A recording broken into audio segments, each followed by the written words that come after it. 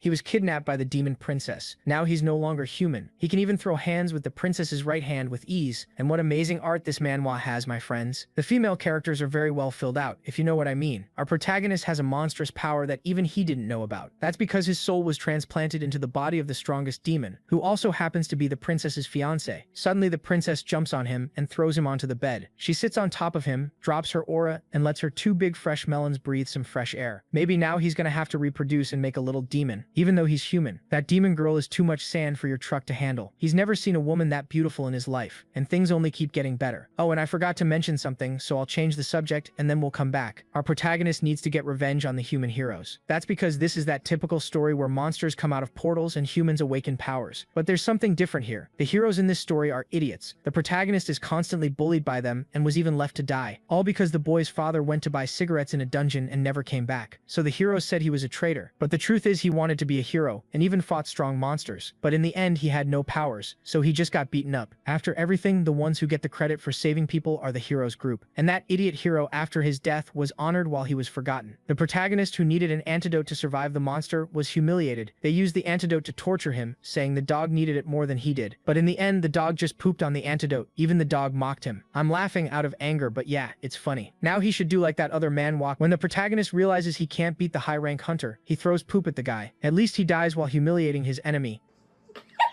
In this case, the protagonist was left on the ground alone, just him and the dog's poop. Suddenly a demon girl showed up. He even tried to attack her but was easily stopped. Then she grabbed him and took him to another world. He was literally kidnapped by a hot demon girl. We don't get that kind of luck. There she explains that demons only respect power. She was marrying the previous owner of that body to have protection since she's a princess. But suddenly the owner of the body appeared with his mouth full of ants, and that's why she placed the protagonist's soul into his body. That moment when she got on top of him and let the melons breathe was because there were spies watching everything. She couldn't let them think her husband was dead, otherwise she'd be next on the list. But we have to make the most of this situation.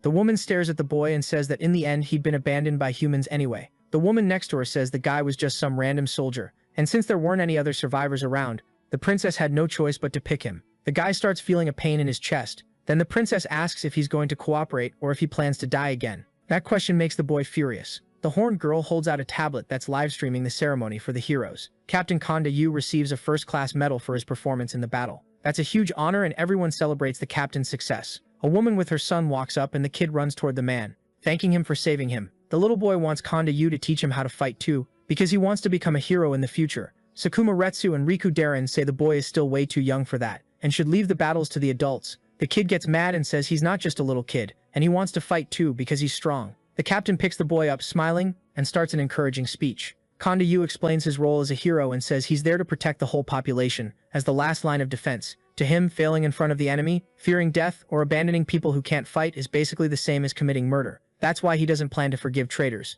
In the audience, people start yelling that traitors shouldn't be forgiven and that they're a disgrace. Watching that, MC feels a heavy weight in his body. Suddenly, his photo shows up on the screen saying he's a member of the hero ranks who's on the run. The guy starts feeling desperate and filled with rage. The horned girl says he doesn't need to cooperate with the demons, but nobody's gonna thank him even once, and he'll live as a traitor forever. It's frustrating to die like you never did anything good, and without being able to defend yourself. The guy has no idea why his family had to go through all that while the ones spreading lies keep living and getting praised. He doesn't plan to die no matter what happens. One day he'll get revenge on those bastards. He wants to make Konda Yu pay for what he did to him. His plan is to pay back all that cruelty twice over. The demon girl is happy with the boy's decision, and the two of them head out side by side toward a dragon. The creature is sleeping peacefully, and the MC reaches his hand toward it. Seeing him come closer, the dragon roars angrily, but the princess steps in front of it to protect him. Then she reaches her hand toward the beast. Apparently that was Shura's dragon, and even though the MC has his body, the soul is different, and the animal can tell. She forms a ring in her hand that can make his human aura disappear, so he can pass better as a demon.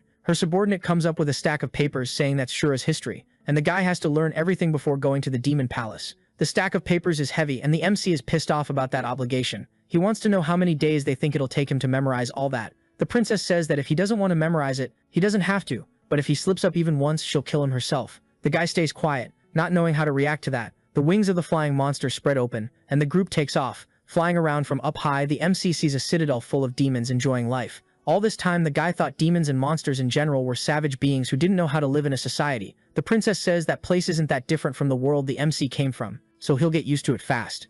Angry, the boy says they are totally different after all. Humans help each other while demons only know how to steal and kill. Looking at the demon's belongings, he wonders if that stuff was stolen from the human world. The princess's subordinate says it's natural to steal whatever you can from your enemies when you're at war. In the end, a thief can only speak from a thief's point of view. The princess notices the MC is outraged and has a lot of hatred toward demons. Then something catches her attention. Weird monstrous insects are coming toward them. Quickly, the MC braces himself, but his wife doesn't seem to back down. She creates a barrier that protects the group and the dragon, and the guy asks where those insects came from and why there are so many. The woman just says the creatures come from the abyss, and if you get stung by that monster, you'll feel pain for several days. So the next step is to lower their altitude. The dragon dives through the air toward the ground. That shaking makes the MC feel nauseous. The group flies over a kind of lake where monsters are living out their natural cycle. That is the abyss, a place known as the ocean in the other world. The princess says she doesn't know what laws the MC was talking about that humans follow. But demons have their own rules to survive. One of the most basic is that the strong eat the weak.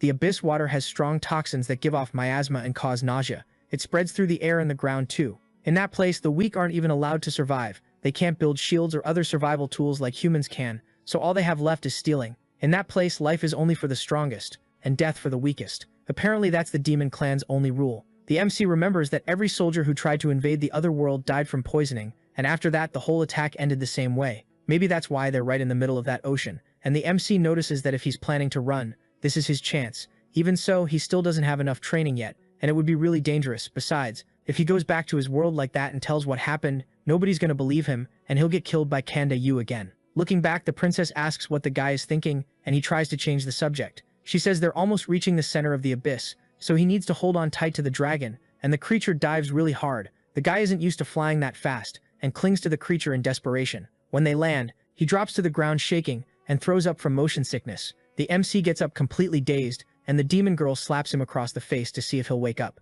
Even so, it ends up being way too hard, and the guy goes flying away. When he lifts his face, he's in the demon clan's palace. The dragons lie down to rest. Apparently other demon generals are there. The princess's subordinate notices they're really strong, and were probably the ones who sent those little eyes to spy on them. The demon girl asks if the MC studied the documents he was given, and he gets a little nervous. The ponytail woman realizes the guy is useless, and yells at him. Then she points her knife at him, saying that if he messes up even once, she'll kill him first to protect her princess. Trying to defend himself, the MC says he's an ally, and they need to trust him instead of always thinking about killing him. The demon princess comes closer and says in a sweet voice that he still needs to be careful either way. Trying to act cool, the guy says they might be misinformed, but he was known as the brains in the army. Since he didn't have any special ability, his job was to analyze enemies as fast as possible to find their weakness. Spotting a monster's weaknesses is like a little game to him. In the process, he memorized a bunch of info about the demon clan, so they can feel safe with him around. Suddenly the gates open and a bunch of eyes turn toward them.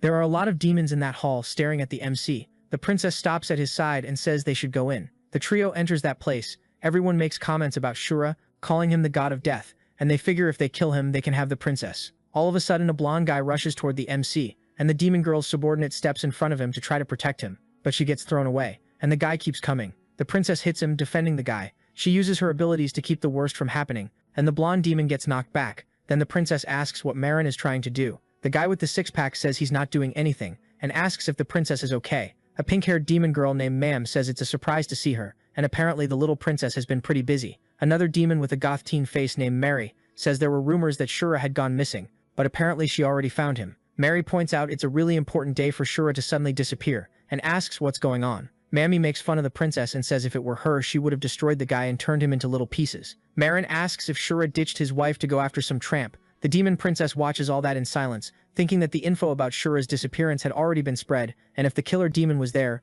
they'd end up exposing themselves. The people there are still calm, so maybe the one responsible hasn't confirmed the guy's death. Around them, the demons start yelling that the princess should dump that idiot and marry them. Marin points at Shura and asks the MC if he'll accept a duel, and whoever wins marries the princess. Everyone there starts cheering happily. The demon girl looks around and notices the people there are trying to get Shura to feel provoked and accept the fight. Her companion says the situation is getting a little out of control, and when they look at the MC, he's scared to death. Suddenly his heart starts beating way too hard, and the guy doesn't understand why this is happening. His whole body is shaking. He's been between life and death countless times, but he's never felt fear like that, and he doesn't know what he's scared of. It's almost like he's some poor little lamb surrounded by starving wolves. That's scarier than death, because it looks like he's about to get hunted. The princess notices someone's using an illusion, and if that really were Shura, that kind of magical energy wouldn't be a problem. But the boy's soul is human. Like this, he's going to be destroyed. But if she moves right then, it'll expose that Shura is a fake, so she doesn't know what to do. The MC realizes he can't even breathe properly, like his heart's being crushed, and is about to explode.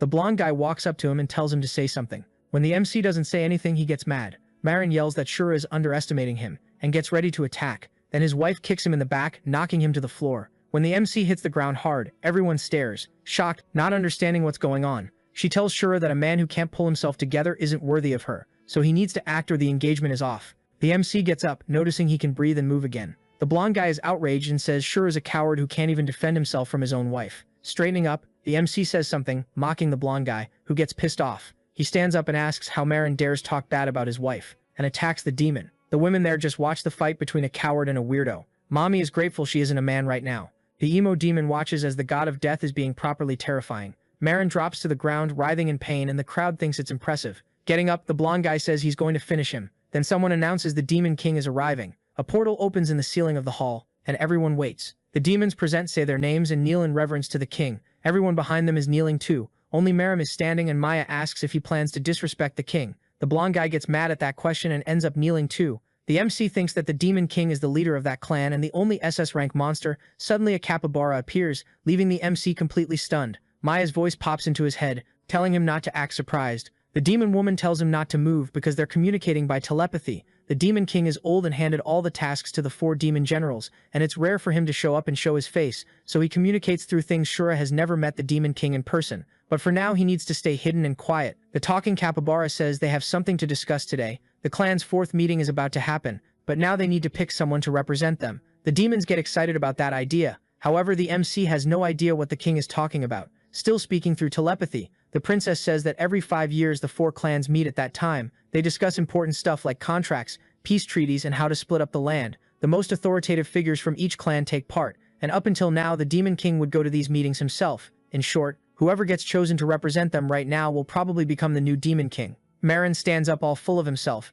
and says that among the 4 generals he has the most subordinates and the greatest power, so he's the best choice. Even though the blonde guy really is the strongest, he's arrogant and doesn't care about anyone else. Marin says that's embarrassing, and it's not about muscles, it's about using your brain, something Marin can't do, even though Marin is weaker. He's got excellent logical reasoning, which makes him extremely smart. Maya's subordinate says the most noble one among them is her, so she should go to the meeting. Even though she's the Demon King's daughter, women have low status in the clan, so she's at a disadvantage in the succession. The blonde guy scoffs and says maybe she should learn something from the men, and women don't have a place there. A purple snake appears heading straight for him and starts wrapping around him to attack. Marin strikes back. Mamie strokes the snake, her ally, and says if he keeps underestimating women, they'll end up killing him. She's someone who knows how to use femininity to her advantage. Cruel by nature, she charms all the men there. Marin asks if Mamie feels like fighting, and the woman says no, since he looks a little hurt, so she doesn't want to push him and ruin his masculinity. The blonde guy gets outraged, and Amu says it doesn't matter if it's a man or a woman for the demon clan. Power is everything, so he plans to support the strongest one there,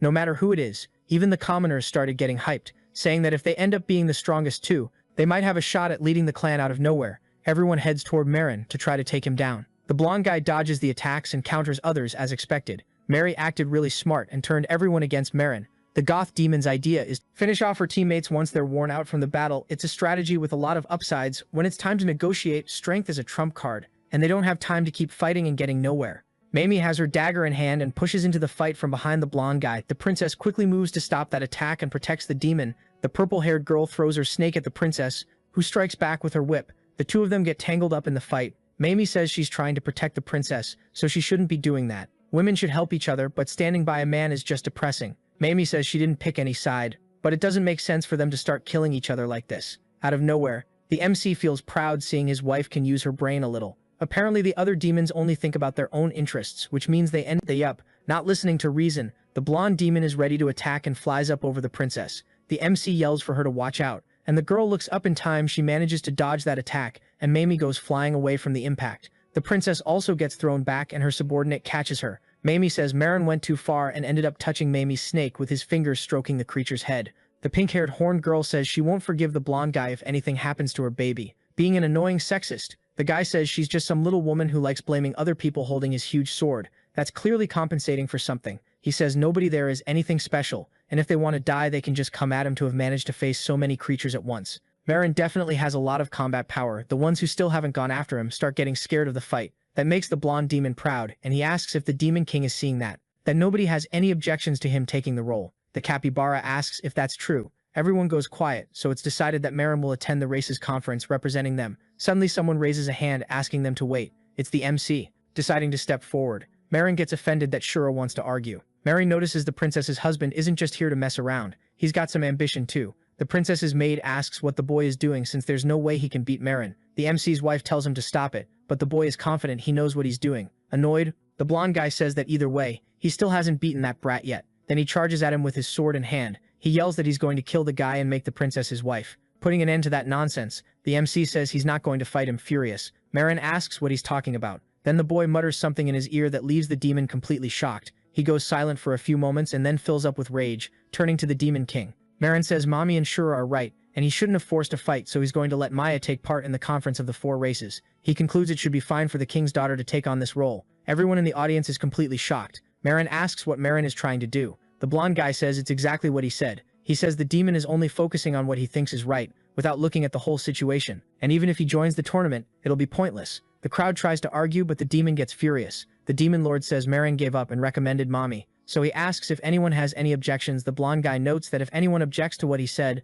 they'll be considered his enemy. So everyone stays quiet. Marin starts by saying that if that's Marin's decision, then he has no objections. Everyone agrees. The capybara says that if that's the general decision, then Maya will participate as the demon tribe's representative at the next race's meeting to wrap things up. The king tells Maya not to ruin everyone's expectations and to stand up for the demon tribe's interests. The princess bows to her father and agrees outside. The MC watches Marin leave on top of his dragon. Pissed off at the kid, the princess's maid walks up to the boy and asks what he did earlier. The MC says he didn't do anything special, but the woman argues it's not that easy to change Marin's mind. She wants the kid to tell her what he did. The MC gets embarrassed by the whole situation. Then he explains that he didn't do anything special. Apparently he just threatened to tell everyone that the guy sells beast tribe pups for experiments. That leaves the princess and her subordinate shocked because they didn't know he did that. Apparently when he was in the military, he had access to a lot of classified information. Apparently in the files he accessed, there was information about Marin, not just that he sells pups, but that he pins the blame on the human military as a result. There's an ongoing war between the beasts and the humans, which causes huge damage. The princess's maid asks if he can memorize that whole pile of information,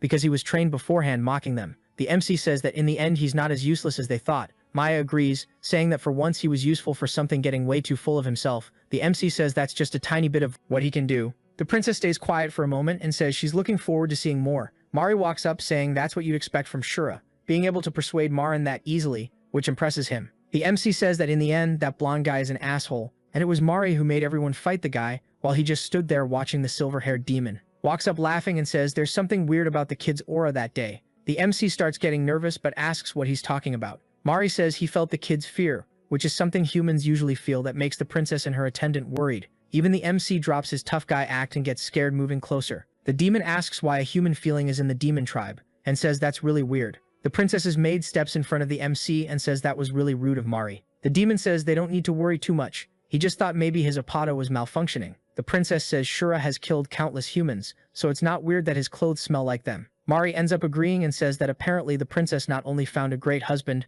but also a great ally. Then he gives a little chuckle and leaves. The maid asks what he meant by that, and Maya says Mari is great at mental manipulation, mainly because he likes the fear prey feels. At the moment of death, it was probably him who put the magic on the MC earlier, and he seems to be suspicious of the kid who doesn't know what to do. The feeling of being overwhelmed by fear is terrible, and it feels like all his bones are about to snap. Then the MC notes that it was great the princess was by his side in that situation, but he knows that won't always be possible. Maya comments that Mari is going to try to target him now, and Mari will too. Both of them will be against him and she won't be able to stay by his side all the time, so the kid needs to get strong, so that everyone believes he's the real Shura. His servant tries to convince the princess that he's too weak and can't even face normal demons, let alone Marin or Mari. That comment offends the MC, and he gets pissed at being called a weakling. The princess comments that the kid's soul is human, but his body is the demon Shura's, so that could be useful for him later. They're standing in front of a huge gate. The MC asks what place that is. The woman explains it's Shura's place. It's where he keeps the souvenirs and items he gets from dead enemies.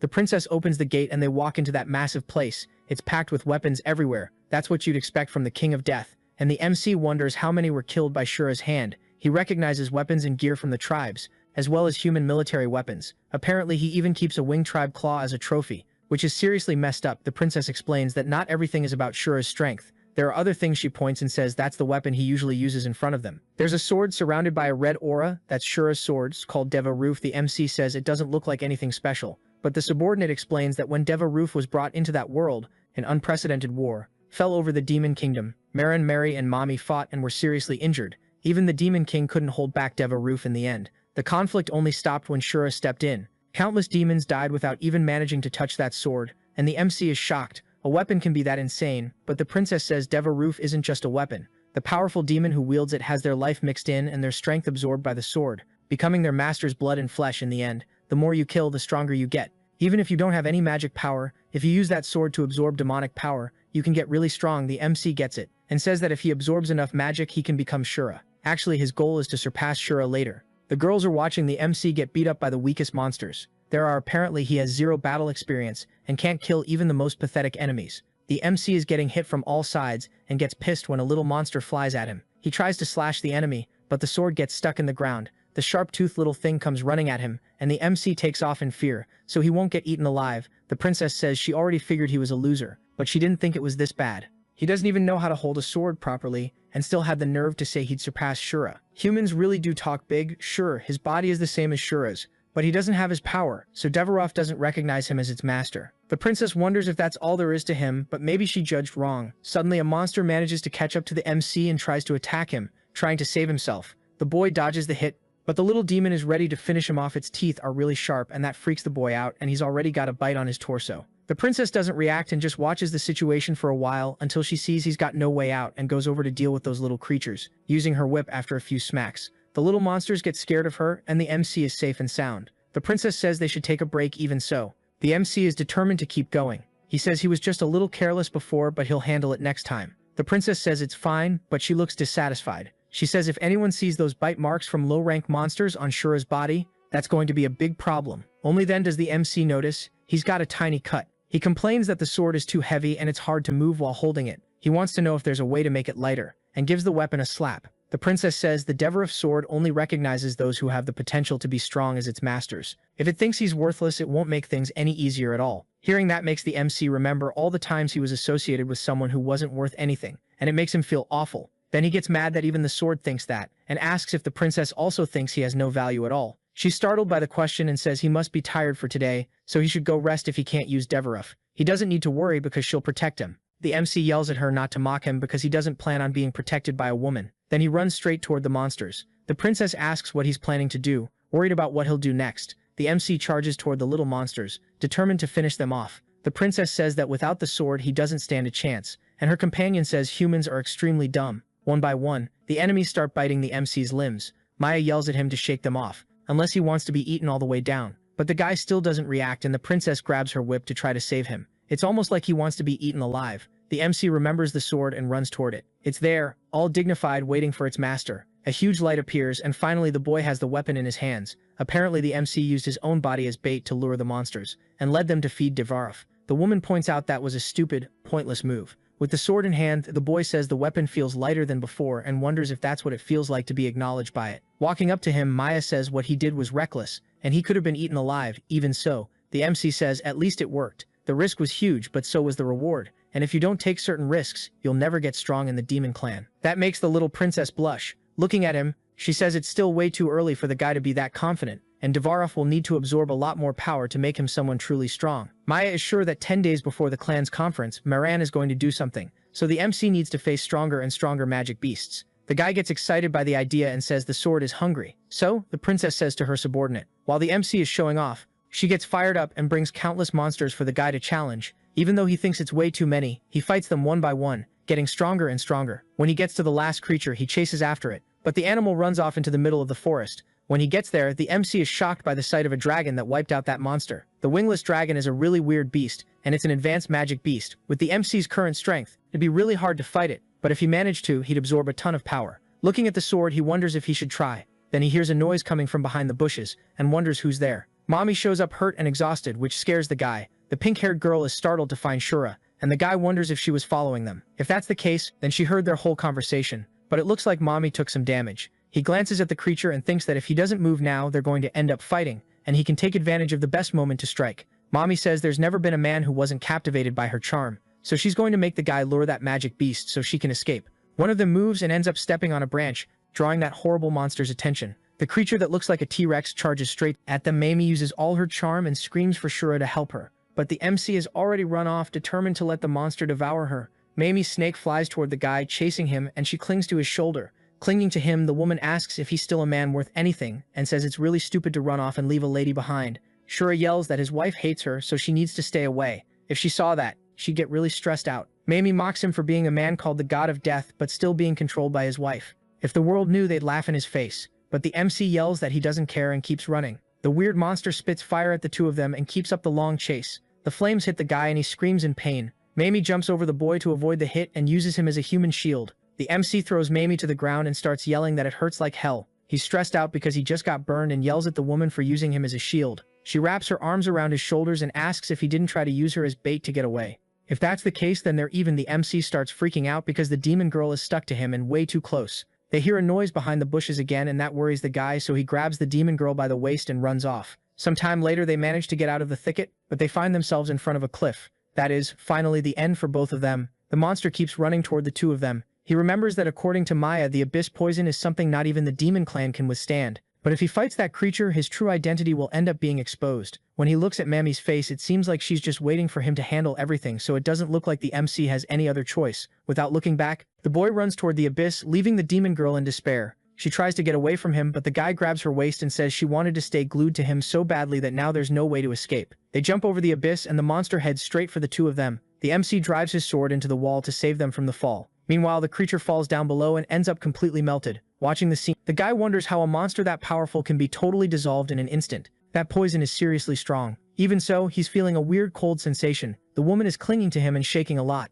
Mommy got so desperate she peed herself from fear. That makes her really embarrassed. Then her snake bites the MC, so he'll die. When they manage to get out of that abyss, the boy drops to the ground and wonders how she dares do that to the one who saved her life. Mommy asks if demons are even capable of feeling any gratitude. The demon woman says he had a chance to retaliate before, but he missed it. Now she'll do whatever it takes without hesitating. The woman climbs onto his lap, ready to finish the guy off once and for all. At that moment, he remembers that female demons don't match men in power, but they tend to drain their power through physical contact. Outraged, the MC stretches to reach his sword, because he's not willing to lose the power he just gained. But her snake is already latched onto his arm, and Mommy tells him not to resist, since her snake already bit him and that poison is meant exclusively for men. If the guy stays nice and still, nothing will happen. But if he tries to resist, it could end up being the end of him. Excited, Mommy rips the man's shirt, saying it's time to have some fun. But when she sees his body, something surprises her. The MC's chest is covered in wounds from low-level monsters. The thing is, Mommy doesn't get that they're wounds caused by monsters, and thinks it's just some kind of game between the princess and Shura. That body, in the end, is pretty tempting to her, and the woman is excited. Opening her mouth, Mommy says that at last the power of the God of Death is all hers. The woman is on top of Shura when a whip flies toward her, throwing her away. Mommy asks what those two are doing. Her companion says that while the two of them were looking for him, the guy was cheating on his wife. Then the MC yells that it's not what they're thinking, and that woman poisoned him. But his subordinate yells that a poisoned person wouldn't be that energetic, and the princess tells him to get up. The MC says he's not getting up because Mommy told him that poison would make him explode if he moved any part of his body. Then the woman pulls him by the horn and says there's no potion like that around here. Realizing he was tricked, the MC points at Mommy, furious, and yells that she fooled him, mocking him. The demon woman says she never imagined someone like Shura would fall for it so easily. The guy doesn't understand what's going on. A moment ago, she wanted to end his life, and now they're kind of flirting. Mommy smiles and says she'll call it for the day, but they can have some fun next time. The MC cuts her off, saying she should find someone else. Grabbing the guy, Mommy says that when a man says no, that's a sign to keep going, and she kisses his cheek, making the MC blush.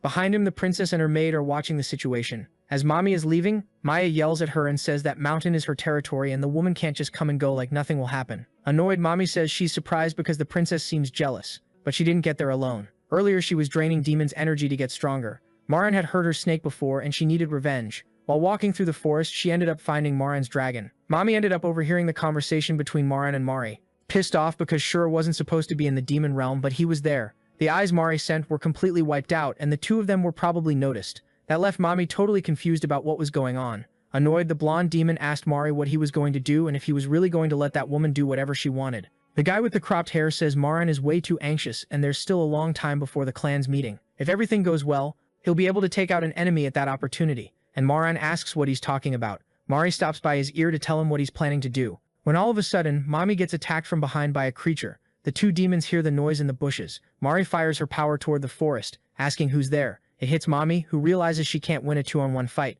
So in that situation, she decides to run away. The two demons go over to the bush and find a little monster, thinking that creature was the one that made the noise. Back in the present, Mommy tells Maya that Maran isn't the kind of man to let that slide, and they need to be careful. The princess asks why she's telling her that. Then mommy says it's just because she thinks her husband is really cute. Maya bristles with jealousy and anger, and mommy says she's just kidding. They were about to have a lot of fun, but they had to stop halfway through. Now she needs to find some other creature to distract herself. In the end, the pink-haired demon leaves, smiling like she's on top of the world. The princess is outraged to find out Mara has some connection to those eyes that were spying on them. Apparently Mara and he are working together, and they wonder what the two of them are planning. The enemy finally showed their faces, and they can get ready. The woman whistles, and her dragon appears in the sky to pick them up. The MC asks if he can't leave with them, but the princess says no. She says he looks way too pumped and full of energy, so he shouldn't leave until he's wiped out all the magic beasts around there. Later the guy is walking home on foot, pissed that Maya didn't show him any mercy. In that world, it's not a good idea to make enemies, especially if they're demons like those. At least he isn't as tired as he thought he'd be. And most of his wounds are already healed. Maybe he absorbed magical power. Something catches the MC's attention. A man waves at him, and when the demon comes closer, he asks what he's looking for. On top of the counter is the uniform of one of the human heroes. The seller gets excited that Shura has such a good eye and says it's a human's outfit, and it even has blood on it. Even so, it's really tough material and can be used. The MC notices it's an officer's uniform, and maybe there's something important in it, so the guy says he wants to take that shirt. Later, he gets home and starts rummaging through the clothes he bought. He finds an electronic contact lens chip that the heroes always use, and it can determine any monster's rank by the energy it gives off. Even so, in the human world, only high-ranking officers can use it, and that's why a lot of regular soldiers lose their lives in battle without being able to gauge the enemy's strength. In his old life, he saved up money to buy one of these on the black market, but it ended up breaking in the first few uses. He bought that device with money he worked really hard to save. If he'd known what would happen, he would have spent it on some tasty food instead of that. Just thinking about it makes him sad, and he feels like crying. He wonders if the demon's eyes really are human ones.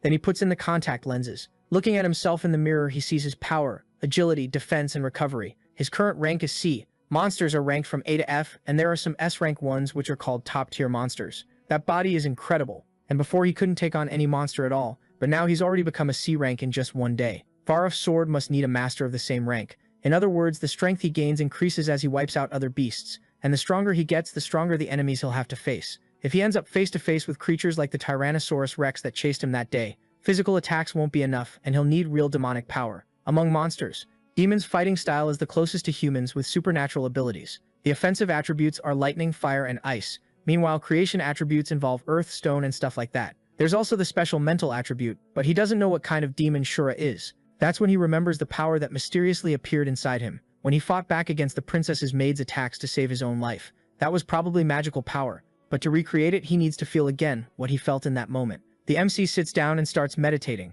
trying to focus, but he ends up falling asleep. In his dream, he sees himself at the hero's awards ceremony. The captain says it's a memorable day, and after a long battle, they finally defeated the monsters and brought peace. All of this is thanks to a certain individual who fearlessly infiltrated the enemy camp during a brutal time and managed to make the enemy completely collapse. This hero of all humanity is the MC, who's cheered by everyone there, calling him a hero. The guy walks up to the commander, who says that he and his father are humanity's pride. So in their honor, the military decided to award him a medal. Bowing, the guy says he's truly honored. In the crowd, a little kid says he wants to fight and be strong like the MC when he grows up, but his mom pats his head saying they don't need to defeat monsters anymore thanks to the hero, and from then on, fear is over. Walking up to the child, the boy says the war is over, but humanity will always need strong people, and he'll teach him the essence of battle, so the child can become a man his mother will be proud of. Suddenly, a woman in the crowd calls the MC by name. She comes up and tells Ren that she always believed he'd be able to do it. The MC thanks the doctor, saying it was all thanks to her treatment, and if it weren't for her, he would have died. The girl next to her says Shiraishi Shio only saved him because she likes him, which makes Ren blush. The doctor gets indignant and is dying of embarrassment, but her friends keep saying how in love she is with the guy. In the end, the MC likes her too, and takes a sip of his drink. Suddenly, in the dream, he starts drinking too much until his belly swells up. His belt snaps, and the MC tries to say he can't drink anymore. Even so, everyone keeps offering him drinks and saying he needs to act like a man. Even the girls say that if he doesn't drink, he'll never get the doctor for himself. Even so, the MC can't drink anymore. His stomach feels like it's going to explode. All of a sudden, the dream turns into a nightmare, and Kenda Yu comes up saying he's not a real hero, but a traitor. That makes the MC completely furious. Shura has a nightmare and screams at his old comrades that he's not a traitor, but nobody seems to believe him. After all, he's a demon spy when he realizes it. The MC is in the form of the demon, Shura. The soldiers shout to go capture him and lock him up. The child he tried to save in the city earlier yells to his mother that he's not a hero but a villain. All the local soldiers comment that the MC is actually a fraud. People back away from Shura, and even Nurse Shura Hishi gets scared. Even though the guy tries to explain what's going on, Kenda Yu doesn't seem to care, and yells that he's a monster. Then he lands a brutal strike to his chest, trying to kill him. Our hero wakes up startled after that nightmare and he's alone in the room. He's probably exhausted after everything that happened and ended up falling asleep without even noticing. Even so, he'll wish the part where Shirishi comes up to him and gives him a chance was real. Suddenly, the boy realizes he urgently needs to go to the bathroom because he hasn't peed since the day before. In the bathroom, he ends up getting distracted because he's still really sleepy. Things seem pretty confusing for the guy when he notices he has 2 hoses available and gets shocked. Meanwhile, Princess Maya's servant walks the halls with the builder, and they talk about water treatment so they can use it without depending on humans. If everything works out, the princess, who's obsessed with cleanliness, will finally be able to bathe every day. Suddenly, they hear a scream and see Shura coming running down the hallway. Naked, he runs right past the 2 of them, wondering how things ended up like that, and a lot of smoke rises up. The builder wonders what's going on with Lord Shura. The princess's servant replies that the girl has to deal with some headaches because as a man, Shura isn't very useful. Suddenly the girl notices she saw something strange in that place. Meanwhile, Maya watches the water cleaning system the humans were able to create and notices they're incredible creatures. If that works well, they'll be able to make good trades with the other beings at the conference of the 4 clans. She turns on the machinery and water starts coming out of the shower. The princess is really happy to be able to take a nice hot shower running through the halls. Shura is wondering what's going on and thinks he's never seen anything like that happen behind him. Is Maya's maids chasing after the guy and telling him to wait? Suddenly the man opens a bathroom door and hears the sound of water dripping. As soon as he steps inside, he's shocked by what he sees. Maya is in front of the guy with her back to him, and her skin is gleaming. The girl freaks out when she sees Shura there, and the man doesn't know how to react. He turns red and can't control his own body anymore. The princess's maid shows up right behind him, saying that guy has zero common sense, but at that moment the MC is already in a super awkward situation in front of the demon girl. The 2 women get furious with Shura and attack him at the same time. The man goes flying through the roof trying to argue that that wasn't his intention. After that, he sits the 2 girls down and tries to explain that for him it's a huge surprise to have so many hoses available. Then Shura asks where that mutation came from and says he has no control over it at all. But Maya says it's not a mutation, actually he's fused with Mommy's snake. That leaves the MC even more confused. Then Maya explains that snakes have 2 parts, and to gain more experience during training, Mommy merges her body with those snakes to connect, and that's basically what happened. Maya's maid points out that that's a really ridiculous and vulgar way to level up and get stronger from the princess's point of view. She was already pretty unhappy with the previous Shura, so that freakish thing just makes everything worse at that moment. The MC finally realizes that if he goes to the human world with that body, he'll have power above everyone else and all the men will avoid him while he could win over any woman. But right now it just looks like he's a pervert. Shura is impatient and stressed, not knowing what to do, so Maya tries to comfort the guy, saying at least this will make him grow even stronger. Now the MC wonders if he'll really explode if he doesn't make use of his new abilities. The guy wants to know how he can go back to normal and believes there's a way. Maya answers that there is a possibility, but it comes at a cost. Still, the boy is determined to go through with it to the end. And the idea makes the demon girl happy as she gives a wicked little smile. All of a sudden, the servant grabs the guy from behind and Maya shows up with a knife that scares Shura to death without caring. The demon princess tries to explain that it's no big deal, just a simple method right at the back of the guy's neck.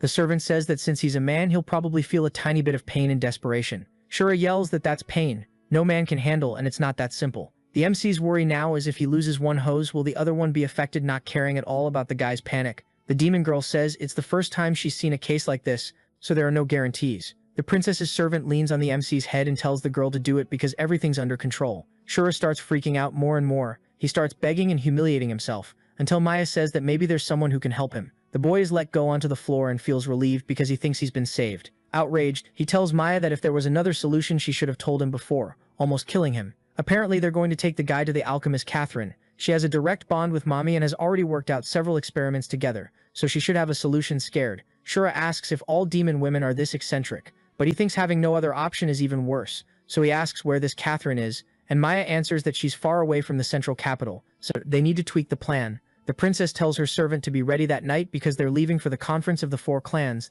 The next day morning comes, and a caravan sets out carrying the demons. Several soldiers are escorting the wagons pulled by griffins. The blonde guy Marin watches from afar with his binoculars and tells Mari that the group really did leave pretty early. The demon says Mommy wouldn't reveal such important information to everyone. Even he doesn't know much about it. The question is, where did that information come from? Mamie suddenly appears saying her child mixed with Shura, so naturally they're going to Catherine to look for help. But leaving the city the very next day means they didn't even have time to take advantage of that anomaly, which is a waste. Annoyed, Marin says Mamie always said she hated men, and he doesn't understand why she decided to cooperate with the 2 of them. The she-demon believes women need to help each other, but in a 2-against-1 situation she'll always side with whoever's winning. Marin finds Mamie's comment funny and then says that when he becomes the demon lord he'll give him a proper position. Now it's time to strike back, so he and a huge group of people charge toward the caravan. The blonde little demon attacks the soldiers in the transport, wrecking everything he can and freeing the griffins. Ao yells for the soldiers to protect the princess at any cost. However, the group Marin set up for the ambush is pretty strong. While the attack is happening, Marin just watches from far away. Mamie asks why he isn't going to help his buddy, if they're supposed to be partners. Then the demon asks if Mamie really thinks he's as stupid as Marin. To the point of not realizing he's being used, the she-demon gives a wicked little smile and says she has no idea what he's talking about. So to make it clear, Mary points out that Marin has the biggest number of subordinates, but Maya and Shura are really powerful, so it's smarter to watch than to go head-on. Two powerful people destroy each other, and that's the real end goal. Mamie lets out a little laugh. Noticing that Mary caught her intention, one of the woman's snakes slithers along her shoulder. The woman says Marin still hasn't understood her intentions. She'd never forgive anyone who hurt her or her children. But in the end, it's all part of Mary's plan. Someone with his intellect shouldn't be submitting to a fool like Marin. The demon watches the woman in silence for a few moments. He's finally understanding Mamie's positions. Even better, she moves closer to her colleague, interested, and comments about his stance and about Mary not making his interest in her clear with a smile. The man says that in the end they have the same goal. Mamie says they're both pretty compatible. Even so, she never noticed it. But Mary says it's never too late. Maybe they could become the perfect duo. When the she-demon gets close to the guy, her snake attacks him, but the man is faster. An explosion goes off, pushing the two apart with a little smile. Mary comments that you really can't trust a woman's words, laughing like a psychopath. Mamie rushes at the demon, asking if he didn't hear her say she'd never forgive whoever hurt her, and that it hurt like hell when Mary mistreated her.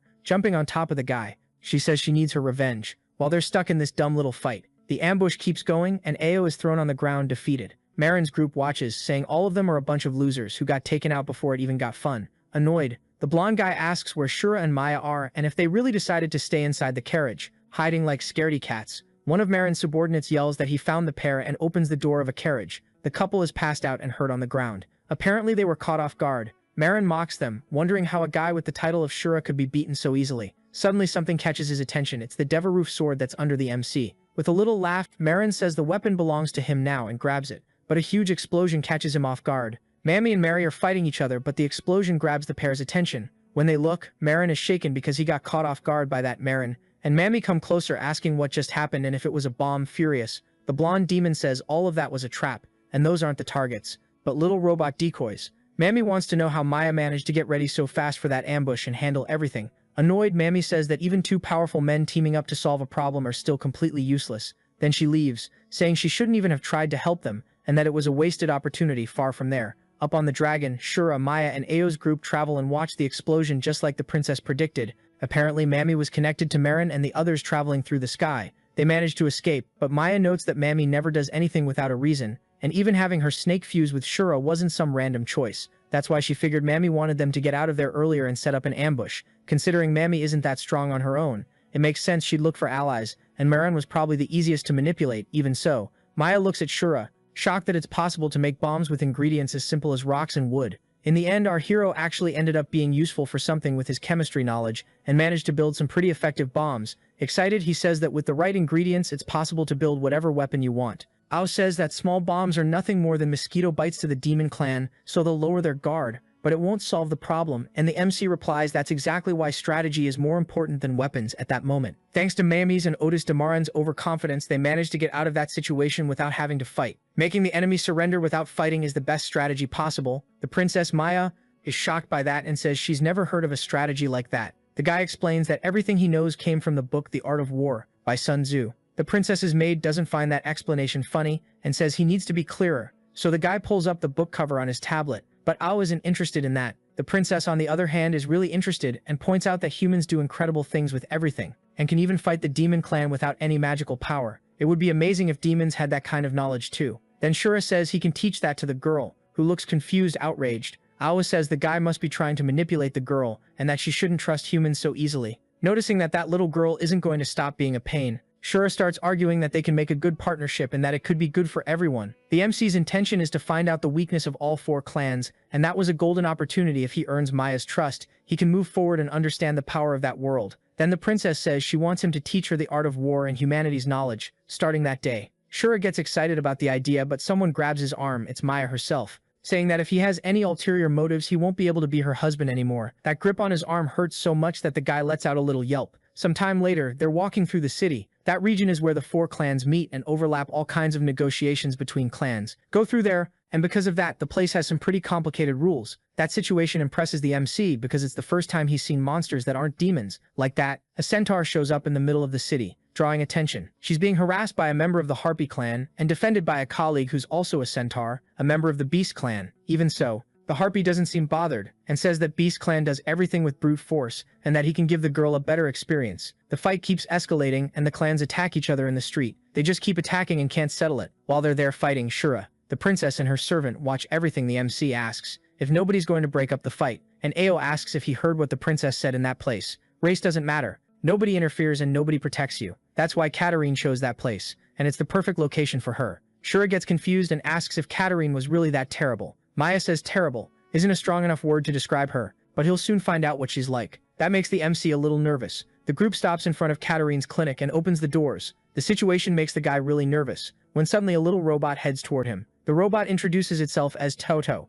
a medical assistant. The MC's confusion is obvious, and the princess explains that Katarine is very familiar with human technology, so she stole that little robot. The maid explains why they're there, and the AI in robot form guides them inside the place. They stop in front of a door, and the robot says its mistress is working, so they should wait there. Some books catch Shura's attention. They're copies about anatomy, pharmacology, and biology. Besides that, she has statues of living beings, acupuncture diagrams, and various anatomical models, getting closer to an anatomical model of a demon. The MC notices it's really well made, and that in the end, demons aren't that different from humans. Turning to the side, he looks through a glass window at Katarine, mixing potions, pointing at the scientist. Shura tells Maya that she doesn't look as scary as they told him. The little robot says his mistress doesn't like being bothered while she's working, so the group needs to be quiet. If he doesn't shut up, he'll end up like the anatomical model in the room. Right then, Shura asks if that model is actually alive, and the robot says it got in Katarine's way while she was working, and ended up like that. Right next to it is that creature's skin. Noticing the MC is now in shock, Maya mocks him,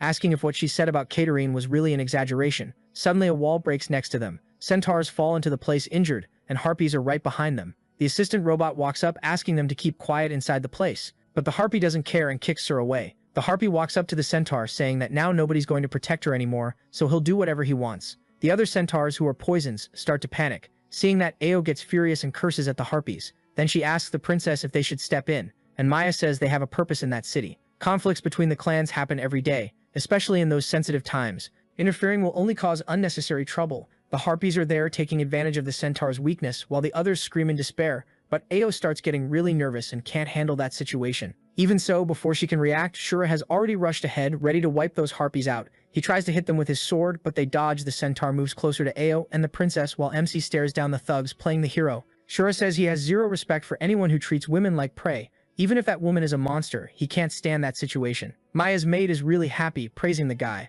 while the princess just thinks about how impulsive he is. The harpy can barely believe it when he sees a demon in front of him and lunges to attack him. Even so, the MC doesn't seem scared and blocks with his sword. The little assistant robot starts yelling that the decibel limit has been reached and now it's every man for himself. In the lab, Catherine is trying to make her potions, but because of the noise and the disturbance she can't. She storms out of the lab, furious, yelling that they're interrupting her work. Everyone goes quiet. Watching, the little assistant robot notes that the doctor's blood pressure level is higher than it should be. Catherine gets mad at her little robot and complains that he let them bother her. The harpies wonder if that's the alchemist Catherine and say they've heard of her, but thought she was a hybrid. Turns out she's just a normal woman. That leaves Shura pretty confused, and Maya explains that Catherine is like Mamie, a hybrid between the Demon Clan and the Beast Clan. The main difference is that while Mamie and her snake are twins, Catherine has traits from both clans in her own body. Shura is shocked when he realizes Mamie's snake isn't just her pet, it's her sister. Catherine asks the princess's group if they're the ones causing trouble, and the two girls point at the harpies, saying it's their fault. Putting on a great act, their MC says he's just a sick man, and didn't do anything that serious. That whole scene makes the harpies furious. The centaur explains to Catherine that the harpy clan attacked her companions and left them badly hurt. For a moment, the doctor stays silent. Watching, the woman turns her back and tells her little assistant robot to handle it by throwing the harpy clan out, or she'll turn him into a piece of metal. Mocking her, the harpies say the alchemist is acting really interesting, and they've heard lots of stories about her. Now they want to take her with them. Hearing that, the woman goes deathly quiet. Apparently she hates being called a mutant, and that'll be the end of those harpies. The monsters move in on Catherine, taunting her and wondering what bloodline she's from. Since she doesn't have wings or flashy ears, maybe she's hiding a tail. She gives a little smile and asks why they don't look for themselves, since they want to know so badly. The harpies agree and say they won't hold back. Suddenly legs burst out from Catherine's lower body, and she turns into a hybrid beast. With her sharp claws, she pierces the harpies, taking them out one by one. Shura comments that so Catherine is kind of like a spider. Maya explains she's the daughter of a specific group within the Beast Clan, made up of Black Widows. In Black Widow society, men are only good for breeding and food. Apparently, Catherine's dad got eaten after her mom gave birth. That's why the demon clan basically shakes just from hearing her name. The woman goes back to her normal form and the harpies drop to the ground. Wrecked Catherine tells her robot assistant to clean up the whole place, and he gets to work. Using creepy tools, he cuts the harpies open and takes out all their organs, putting them in jars. In the end, only the bones are left. The centaur asks the alchemist for help, saying his friend is already at his limit. When Catherine looks over, she tells them to follow her. Passing by Shura and Maya, she says they have to come with her too. But by then the MC is really on edge and says he's not that interested anymore in fixing the problem with his extra hoses. Not letting the guy run off, Maya grabs him with a little smile on her face. The centaurs get treated by Catherine and put on equipment. She gave them the antidotes, but it might take a while before they wake up and can walk again. Glancing at Shura, she asks what the guy wants. Whispering in Catherine's ear, Maya explains the situation. Knowing it was all Mommy's fault, she finds it really interesting, so she says she can treat him. But on one condition, Maya gets jealous and asks what condition that would be. Catherine looks at the MC, and he gets a bad feeling. After that, in a room, a bunch of demons who specialize as doctors are gathered. Catherine says she's going to introduce them to a rare genetic freak, something you only see once in a lifetime, so they should take advantage of the chance to study and become alchemists in the future. The monsters start getting worked up, wondering what kind of patient could be so weird that Professor Catherine managed to get the MC is brought in tied to a wheelchair. Into the main room, Shura gets nervous because he thinks it's humiliating to be exposed like that in front of so many creatures. Ayo says he's a man and shouldn't care about that. And Maya says she'll cover his face so it'll be easier. When the door opens, there are a bunch of demons staring at him excited. After everything, Shura is crouched on the floor crying and feeling humiliated. The princess's maid tells him to pull himself together, since it wasn't a big deal. The two start arguing and Maya tells them to stop it. The princess asks if Catherine is going to treat the boy's problem. The alchemist says that's impossible, and the MC freaks out because on top of embarrassing him, she's also going to break her promise. The woman says that to fix the problem, she needs a special potion, and there's only one vial of it. But during the mess earlier, that vial ended up breaking, so it's not like she doesn't want to cure him, she just can't. Finishing her point, she says that to make it up to him, she can turn him into a human model and he'll be remembered throughout history. Her robot assistant is already ready to dissect the guy. Shura is outraged at the woman's nerve, and she says he can contribute to medicine and should feel proud. Maya asks what kind of potion is needed and says they can go after it. Making fun of the girl, Catherine asks if even the demon princess would go that far for a man. Maya doesn't bite at the provocation and insists on knowing where to get the potion. So the alchemist says it comes from a mima flower. She snaps her fingers and her robot servant starts drawing something on paper. The mima flower isn't just rare, it's really hard to grow. As far as she knows, there are only a few on a specific mountain, but even with that info, it's useless. The conference of the 4 clans is happening soon, so those flowers are heavily guarded on Beast Mountain, and if someone from another race sneaks in, it'll be a huge problem. Looking at Shura, Catherine asks if they're really going to take that risk. The boy takes the paper with the flower drawing from the princess's hand, and leaves. Maya asks where he thinks he's going. Smiling, the MC says he's going to look for that flower on his own. The princess's maid is furious at the guy's audacity. They've got their own problems too, and the princess has a special status. If he crosses the border without a good reason, it could cause trouble between the clans. Worst case, it could end in a war. Shura says he knows that, and that's exactly why he decided to handle it alone. Smiling, he notices Maya is just trying to prove her strength, but he wants her to trust him because of his abilities and his potential to protect even her life. The princess is startled at first, but ends up agreeing. Later on, they head to the edge of the Beast clan. The MC has his hood up to try to blend in. Sure, he tried to act really calm earlier, but now he doesn't really know what to do. If he doesn't get that flower, he'll end up dying anyway, so he has no choice. At the gate, there are several beasts standing guard, sizing up the situation. A man walks by with his tail swaying and catches the guard's attention, who realizes it's something fake. A demon was trying to sneak in and ends up getting caught red-handed. The blonde demon, after getting caught, tries to shout that he's only there to visit his family, since his wife is from the beast tribe. But the gate guard isn't going to let him go because rules are rules. Something catches the fugitive's attention behind him, and a giant creature smacks him. A single blow is enough to take the fugitive down. Using his equipment, Shura checks how strong that creature is and notices they're both ranked B. Just as you'd expect from the #1 monsters in combat, the MC decides to try to get out of there before he's noticed, but the guard calls out to him. The wolf shows up right behind him, asking where he thought he was going. Making up an excuse, Shura says he suddenly really needs to use the bathroom. The wolf sniffs him and asks why the kid smells like demons. Making up even more excuses, the MC says earlier he got invited to drink with a demon girl and might have picked up her scent. The guard tells him to take off his hood, and when he sees the MC is nervous, he asks if the guy has something to hide. Now the 2 members of the beast tribe are standing right in front of him. Things have gotten out of control, and it looks like there's no way to run. Shura gets ready to draw his sword as a creature comes over to remove his hood. Suddenly someone tells them to wait. It's the group of centaurs he helped earlier. Coming up, the woman walks up to the guard, who asks why the girl is there. She says she came because of supplies and brought plenty of booze as a gift. That makes the beasts really happy. One of the guards thanks the centaur for remembering them when she must be so busy with the duty of gathering supplies for the clan conference. Then he tells the other staff to help carry the supplies she brought into the city. But the centaur says it's fine and gives the MC a little kick, telling him to work properly. Seeing that, the guard asks if Matira knows Shura. She explains that since this time there were a lot of supplies to haul, she hired some extra help. But that guy ditched the job halfway and went home early. She regrets hiring him. The guard says that must be why Shura was hiding, all scared. Then he shoves the kid and tells him to get to work. The MC pushes the cart into the city, and Matira gives him a smile. Now the MC is helping Matira haul her cart through the city, and has finally made it inside the beast's territory. She says goodbye to the kid, saying that's as far as she can take him, because she still has duties to take care of, and Shura thanks her for looking out for him. He wonders why she decided to lie so much to help him, considering he's a total stranger. With a smile, Matira says he's not a stranger to her. He's the one who helped her at the demon clinic. Looking at the centaur, he asks if she doesn't have any doubts about what he came to do there. Since he's a demon, the woman says he's not a bad person, and the Beast Clan monster's intuition never fails. That comment makes the MC really shy. Now our hero starts noticing things about that new world, and that even monsters seem to have a sense of what's good and what's bad.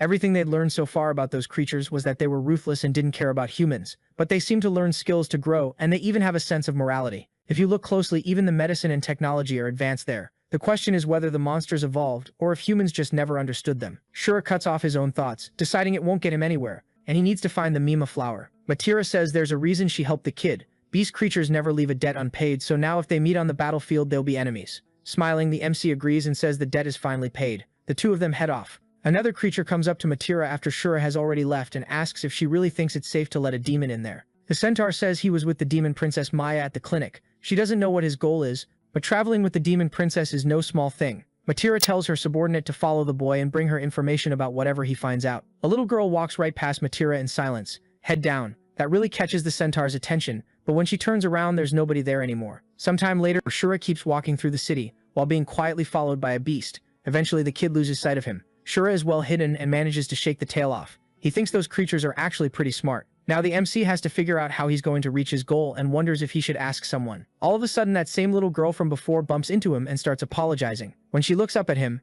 Shura notices the little girl is really cute. The little girl comes closer, apologizing for getting the man's clothes dirty, and says she'll try to clean it for him. But the MC steps back in time and the girl falls face first onto the ground. She just lies there shaking. That worries Shura, because he doesn't get why she's acting so weird. He crouches down next to her and asks if she's okay. In a sweet voice, she says she's just hungry. Sometime later, he takes her to a restaurant. The beast's survival rule is like the law of the jungle. Because of that, the younger or older ones end up getting the short end of the stick and having their food stolen. Even so, nothing explains how much food that little creature devoured. The girl is satisfied after endless plates and asks if she overdid it. Shura says it's fine and asks what a kid like her is doing all alone around there and where her family is. Scared, the little girl says she ran away from home, which leaves the MC confused. At her house from a very young age, she was looked down on for being a girl and having a body that was too weak. So every day she was escorted around, beaten, and forbidden to eat. After her younger brother was born, she was forgotten even more. They turned the girl into the family's servant. The day before, she collapsed from exhaustion. Whenever her father gets home, all that's left for her is violence.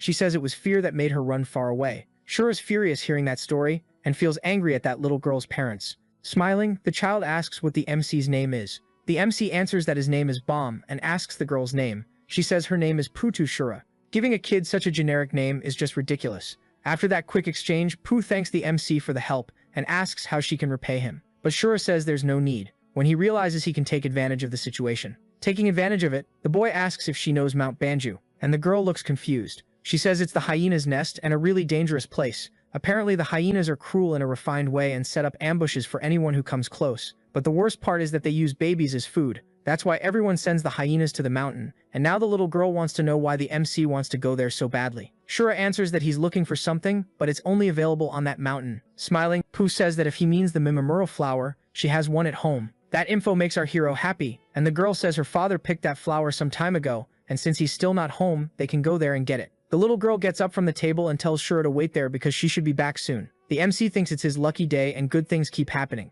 If everything keeps going like this, he might be home soon. The MC waits there for a long time for the little girl to come back, and there's no sign of her. Suddenly, the owner of the place slams the table and asks how much longer Shura plans to stay there. The guy has spent almost the whole day in that place and hasn't ordered anything else. The owner is really mad at the MC because it looks like the kid is messing with him. But Shura says he's just waiting for his friend to come back. Outraged, the giant pig says he's taking up space in his place without giving him any kind of profit, and the MC solves it by saying he'll pay for the seat. However, when Shura puts his hand in his pocket, he realizes he doesn't have any money at all. The owner of the place notices what's going on, and out of nowhere, the guy's in deep trouble. Getting up from his chair, the MC says they're wrong, and that's not how things work. Truth is, if they get into a fight right there, they'll find out he's a demon. So he needs to get out of there fast. Slamming the table hard, the cook says the kid doesn't seem afraid of death, so they manage to catch Shura, who's shaking, tense on the floor. All of a sudden, he sees a book where the main character is named Pooh. All of a sudden, things start making a lot more sense to him. He remembers that the moment the child bumped into him, she stole his coin pouch. That means the kid got played out on the street. The little girl is happy with her little bag of money. She totally fooled Shura with her sad story. To make up for not having money, the MC does chores at the place, like carrying plates of food and washing dishes. By accident, Shura trips with a bucket of water in his hand, and all that filthy stuff spills all over the pig, who gets furious. That huge pig starts treating Shura like crap, leaving him frustrated. Now the MC's wish is to turn him into a steak. Even though he really wants to jump into a fight, he remembers what Maya said about not fighting the beast creatures. All he can do is put up with it. Giving in, the MC backs off, saying he'll keep working somewhere else in the city. Matira is shocked because the little girl is still missing. One of her co-workers hands her a piece of paper that's a note, where the little kid says she's not coming back and called everyone idiots. The boss recommended they look for the girl anywhere, but maybe she's already far away. Even so, Matira believes that if she'd gone through the gate, the guards would have noticed. Of course, the girl has run away before, but this time it draws a bit more attention. At that moment, the centaur remembers the little kid who passed right in front of her, and has an idea where the girl might be. Before heading out to search, Matira says you can't be too careful, and they shouldn't spread that the little girl is missing, since there are creatures in there that aren't beasts. After a day of working hard to pay the bill, Shura's sore all over. Now his hatred is aimed at the little kid who tricked him out on the street. He hears a group of beasts chatting with the little girl because she told them a really sad story. This time she made up that she was sold by her own father. With tears in her eyes and that helpless look, she says she's really scared. All of a sudden, Shura walks up, cursing the girl out. He's clearly full of rage, trying to avoid the worst. The little girl points at him and says he's the old man who's going to try to capture her. Shura is outraged at being called an old man, especially since he's really young and good-looking. Pointing at the kid, he tries to yell at the men there, saying that little girl is a con artist. One of the men says that for a little girl like that, Shura can definitely look like an old man still. He doesn't let it get to him, and says he wants his money back. But when he gets close to the girl, one of the creatures grabs his arm. Two of the guys there start trying to attack the MC, while the third takes the little girl by the hand and leads her away from there. Before leaving, the girl still mocks Shura. The wolf drags the girl through the streets, and she's grateful he helped her against the guy from before. All of a sudden, something starts bothering the girl. When the man gets concerned, she says she hasn't eaten in a while. And while the man is distracted, she tries to steal his money pouch from his pocket. But the beast grabs her wrist and says she might have managed to fool the idiot earlier, but she's not going to do the same to him. The girl tries to play dumb to get out of that situation, but now the man doesn't even care anymore, and says she should go home with him. The little girl reacts by kicking him and jumping away from him. But now that beast has a furious look on his face. He takes the wolf mask off his face and reveals he's a hyena. When the girl realizes it, his buddies are right behind her and she's surrounded by 3 hyenas. Outraged, the girl says they should be on Banju Mountain and doesn't understand why they're there. One of the hyenas says that thanks to the girl's boss, the guards are out patrolling the edges, so they manage to sneak in. Now they're thirsty and hungry. All of a sudden, they start closing in on the little girl, and she tries to dodge by jumping off the walls and climbing up onto the roof. She throws roof tiles down on the enemies, and they're briefly stunned. Mocking them, the girl says that if they think they can catch her, they can keep trying, but they won't manage it. The hyenas are furious, staring up. Even so, the hyenas don't think they'll fall behind, since their strong point is their sense of smell. They figure out where the girl must be and start chasing her by her scent. Somewhere else in the city, Matira is in a fight trying to find the little girl, but she's not having any luck. Meanwhile, the little girl runs from the hyenas and runs into Matira. She hides because she doesn't want to be seen, and wonders what Matira is doing there. For a moment, the kid wonders if she should tell Matira about the hyenas, but if she does that, she'll have to go home with her, which she's not planning to do. In the distance, she sees Shura walking through the city. Pissed off that guy being there is the perfect opportunity for her. The MC is looking for the girl and suddenly notices she's right behind him. Full of anger, Shura says she caught him on a really bad day, and if she thinks he won't attack her just because she's a kid, she's dead wrong. Smiling at the MC, the little girl says that if he wants to go to Mount Banju, she can take him there. But there's a condition. The MC doesn't want to hear that offer and says he doesn't trust her anymore and just wants his money back. Looking at him, the kid says she knows he's a demon. That leaves the MC pretty confused. Grabbing his fake tail, he says she's wrong and he's a beast man. In one quick move, the little girl yanks the guy's tail right off. Then she threatens him, saying she can scream for help anytime and expose him. The MC takes his fake tail back and asks how she figured out what he was. The girl says that if he were really a beast man, he'd know the way to the mountain, but since he asked about it, it means he's not from around here. That means that right then, Shura has no choice but to listen to her. The MC walks through the city, hood up, keeping a low profile. Deep down, he can't believe he's being used like that by a kid. The girl hid under his cloak. After a while, they reach the entrance to the trail up Mount Banju. Without thinking twice, the MC starts heading up the mountain. But when he looks back, he realizes the girl is following him. Eventually, the MC gets fed up and yells at the girl to stop following him. Smiling, she says she's still got his money in her hands and asks if he's fine with that. Holding out his hand,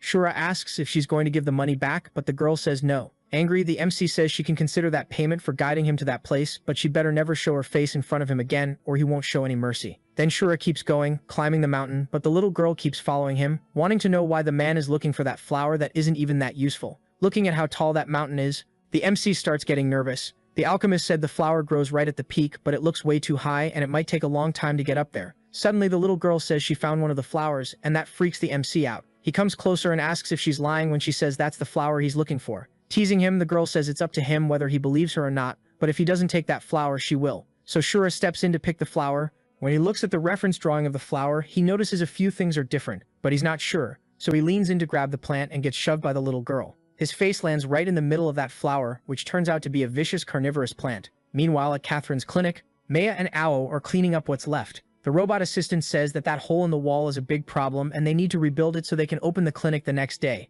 But by that point, Ao is already mad at the stupid little robot. She yells that if he's not going to help, then he shouldn't get in the way either. She's really outraged because it was the harpies who wrecked the place, so they shouldn't be the ones held responsible. Smiling, Catherine says that if they hadn't gotten involved in the harpies fights, that wouldn't have happened, and at the end of the day, it's everyone's responsibility. There, Maya asks if Shura is doing okay, and if he's already gotten the Mima flower. Catherine says she ended up forgetting to tell him there's another flower called Sayu that looks like the Mima flower, but it's dangerous if he mixes them up. Far from there, our hero is trapped in a damp, dark place, unable to move. Basically, he just got swallowed by a carnivorous plant. When he sticks his head out and looks at the outside world, the little girl is laughing her head off at him. Outraged, Shura tells the girl to get him out of there. But the girl says that once the Sayu flower catches its prey, it doesn't usually let go easily. Of course, that doesn't mean there isn't a way out. Angry, Shura tells the girl to hurry up and say how he can get rid of this, teasing the guy. The girl says he'll figure it out soon enough. The flower starts gripping him tighter and tighter, and the guy screams in despair. At Catherine's clinic, Maya asks what would happen if Shura accidentally picked the wrong flower,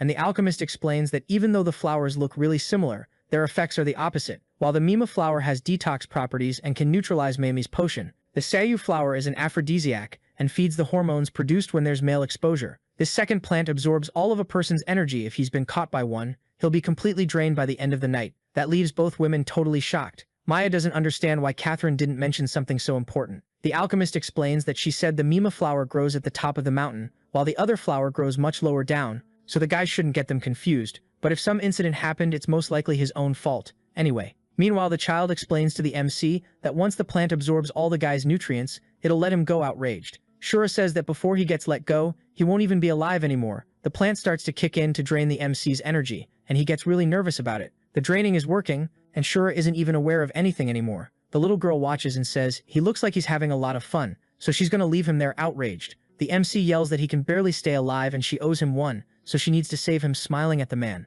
The little girl says she'll help him if in return he becomes her servant, obeying any request she makes without questioning it. That suggestion makes Shura furious, and he says he'd never submit to some brat like her. Meanwhile, in the Beast City, the search for the child continues. Matira's group finds the hyena's mask and smells the little girl and the enemies. The question now is whether the hyenas kidnapped the girl, facing the complicated situation. Matira concludes they need to go to the hill where the hyenas live. The MC starts having a weird dream where he's with a girl they're about to play cards together. It's a really interesting situation, and the guy gets emotional. Suddenly, Maya shows up, yanking him by the hair, jealous. The two girls argue a bit about who gets to have the guy. Maya suggests they split him, half for one and half for the other, since the guy is pretty big and sturdy, and on top of that he's got hose for everyone. It ends up being convenient to split him. The MC feels totally satisfied in that situation. While he's enjoying all the sensations he's having, he notices a different presence. Mami appears behind him, ready to use him too. Shura backs away. Scared, Mami says she's not there to interfere, she actually just wants to have fun too. Dr. Shiraishi Shio says Shura belongs to them, and Maya agrees, smiling. Mami says men are like a rye field. If you grow it right, you can always have more. The demon snake bites him, and things start getting weird. Shura can't control himself anymore. Everything is flowing through his body. The three women get excited about the situation, and the MC lies down on the bed with no energy. He says he's already completely empty, but Mami says men are never empty. Suddenly, Shura wakes up in the middle of nowhere. Freaked out from a nightmare, he probably passed out. That bold flower stole everything he had, even though the guy hasn't been with any woman in the last 23 years. He hears a noise in the bushes, and the little girl steps out to the side, giggling outraged. The MC asks what she is. He says that if she was planning to steal something off a corpse, she picked the wrong guy because he's still alive. The girl gets offended and says she's not that cruel. Then she goes quiet, upset, and says she doesn't know where to go. Her dad and the others are at some meetup and probably didn't even notice. She left. Even if she goes back, she'll be alone, and she doesn't want to go back. Annoyed, Shura asks if the girl is making stuff up again and says that this time she's pretending she's some poor little girl her parents don't love. The girl says that's the truth. Her mom died giving birth to her. Her dad loves her a lot,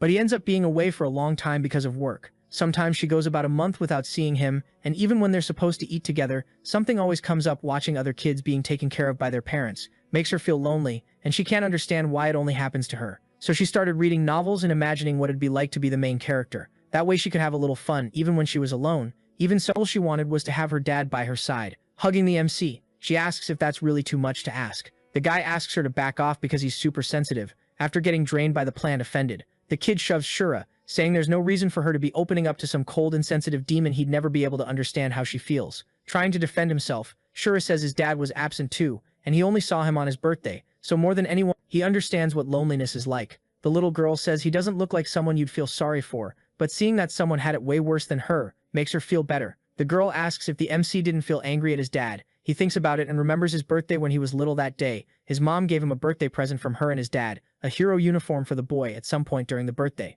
The MC's mom stepped away to deal with a few things, leaving the kids talking on his birthday. Shura's dad had promised he'd introduce him to the captain. All the kids got excited, and the boy promised he'd get an autograph and take a photo with the super popular person. They waited until 6 in the evening, but it was getting late. His classmates started doubting that the boy's dad was actually a captain. The kids started arguing about it, and the MC tried to defend himself because what he was saying was true. Trying to defend himself, Shura hints that his classmates are just jealous. The MC doesn't drop the teasing and says his classmate's dad is a wimp. When he saw a monster, he peed his pants and had to be taken away in an ambulance. That means Shura's dad is a hero, while his classmate's dad is a coward. The fight kept getting worse, and the other kid yelled that at least his dad was around. Shura says his dad is a busy person, since he spends the whole day protecting humanity, still not believing the MC really has a present dad, let alone a military dad. The blonde kid says that soon the guy will make up another excuse, like saying his dad went off on some mission to explain why he's never home. Pointing at the other kid, Shura says his dad has never broken a promise, and the kid will regret doubting him. Teasing him, the blonde kid says that if Shura is so confident, he should bet his new uniform.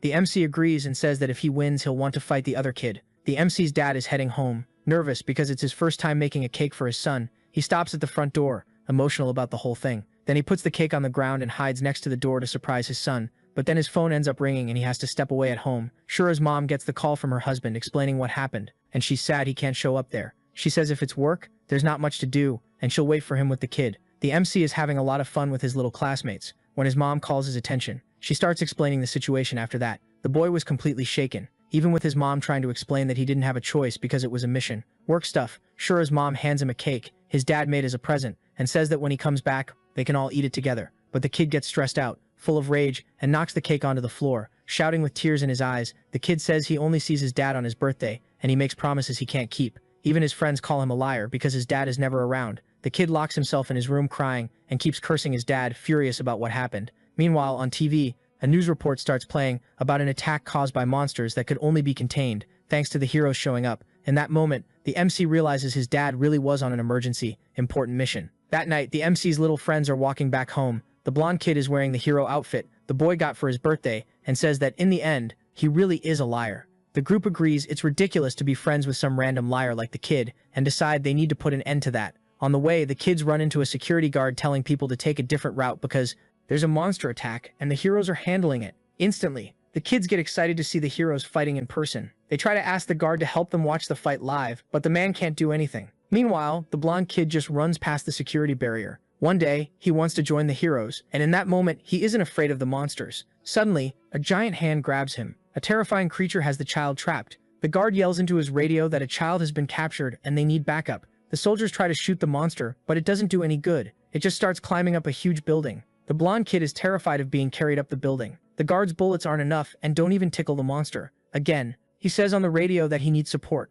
A man runs past him and leaps into the air. Using his hero skills and powers, he manages to launch himself onto the enemy. In one quick move, he hits the monster in the back with his swords. Then he hits it over and over, slicing it into several pieces. When the child falls, he catches him in mid-air and lands softly with the kid in his arms. The little kids are really happy to see that hero in person and ask to take a photo. Only then does the man look at the uniform the blonde kid is wearing with his son's name on it. In the newspaper, there's a story saying a child was attacked by a monster, but Captain Hero Chisutomo Hazuda managed to complete the rescue. The kid runs out of the house, saying his dad is in danger and he needs to help. But before he can go out the front door, his dad shows up, crying. The MC says he said he hated his own dad, but it's not true and he loves him. The man tells the little boy he ran into his friends earlier and those kids have something to tell him. The MC's friends come in and apologize for doubting him. Then they ask to keep being his friends and give the uniform back. His dad looks at him and asks if the kid knows what he should do. In that moment, the MC says they can be friends forever. The hero stands up and says at least it's not midnight yet and they can eat the cake. The MC's mom comes over, saying the cake's been through a lot. It ended up turning into a total mushy mess. The MC's dad wonders how things ended up like that and thinks about how hard he worked on that cake. The little boy tries to run off before he gets noticed, but it's too late now. So the video ends here. If you don't want to miss the next part, activate the notification bell, and see you next time on Tob's channel.